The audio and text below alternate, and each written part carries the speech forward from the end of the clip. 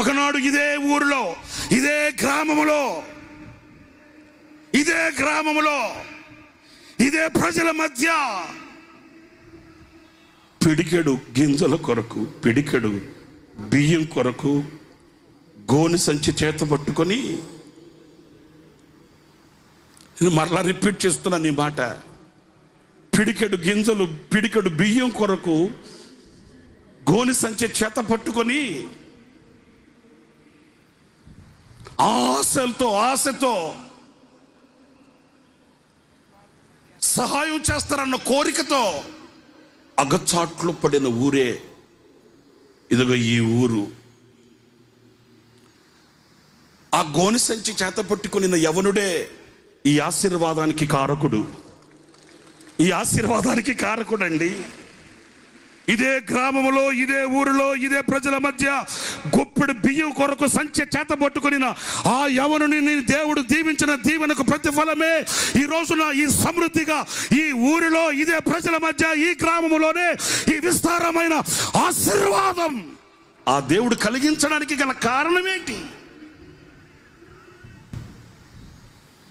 ఆకలికి తట్టుకోలేక ఇదే అమరావతి రోడ్డు చింత చెట్ల కింద కూర్చొని చింత చిగురాకు తిని ఇదే అమరావతి నడి రోడ్లలో ఈ చింత చెట్ల కింద స్పృహ కోల్పోయి నురుగు కక్కుతూ పడిపోయిన ఆ యవనుని, ఆ సేవకుని యొక్క ఆశీర్వాదం యొక్క ఆ ఫలం ఇదిగో ఈ విస్తారమైన ఈ పంట మన కనులకు కనబడుతుంది. ఈ రోజున ఈ ఆశీర్వాదానికి కారణాలు ఏంటి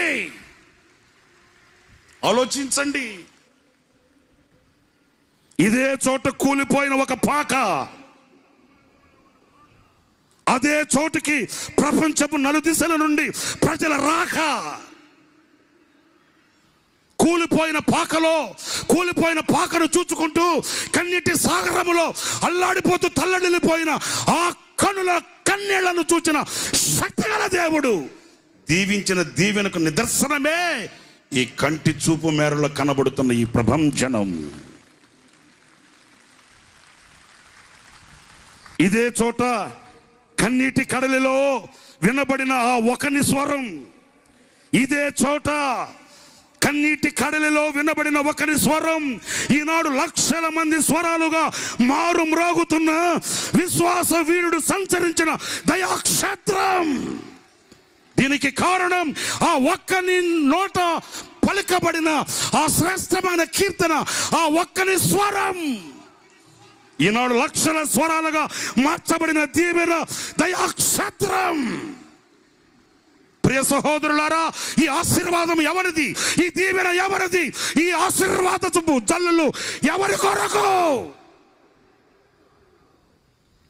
అంతరంగం పులకరిస్తున్న ఆనందానికి నిదర్శనమే ఈ మూటలు మీ ముందు పెడుతున్నాను.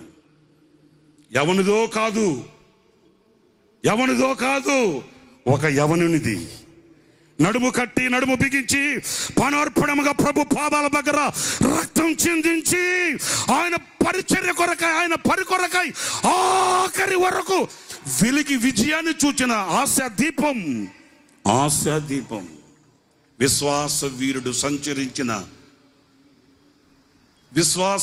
సంచరించిన ప్రాంతమైన దయాక్షేత్రం ఈరోజు దయతో మనల్ని చూస్తుంది, దయతో హక్కును చేర్చుకుంది.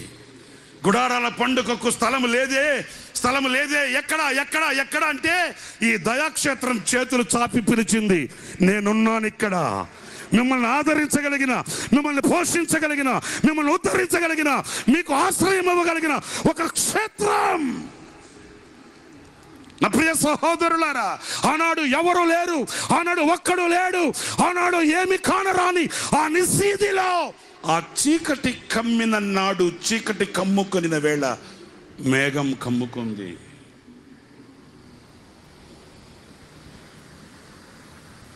ఆ చీకటిలో ఒక స్వరమే వినబడింది. ఆ ఒక్క స్వరం ఈరోజు ప్రపంచమంతా వినబడుతుంది. హల్లెలూయా. వింతలు కొలిపిన గొంతు. ఎవరిది ఈ గొంతు అని అడగరడి నాకు తెలుసు. ఆ కృప కలిగిన గొంతు ఈనాటికి నీ ప్రపంచాన్ని తట్టి లేపుతుంది. ఇది ఒక ప్రభంజనం. ఇదిగో ఆ చీకటి కమ్మిన నాడు, మబ్బు కమ్మిన నాడు, ప్రియులరా, నిరీక్షణను గుండెల్లో పెట్టుకొని చావైనా రేవైనా ఆనుకుని ఉన్నాను నీ మీదే. బ్రతికితే నీ కొరకు, చావైతే నీ కొరకు అని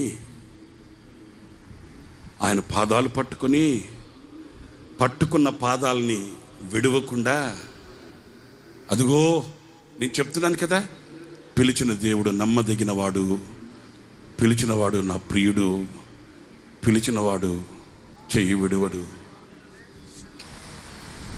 మీకో మాట చెప్పాలి ఈ సందర్భంలో. ఈ ఊరి పేరేంటి? లే మళ్ళీ అంటే అర్థం ఏంటి? లే మళ్ళా చెప్పండి. లే మళ్ళీ మరలా లగరా బాబు అనే కదా.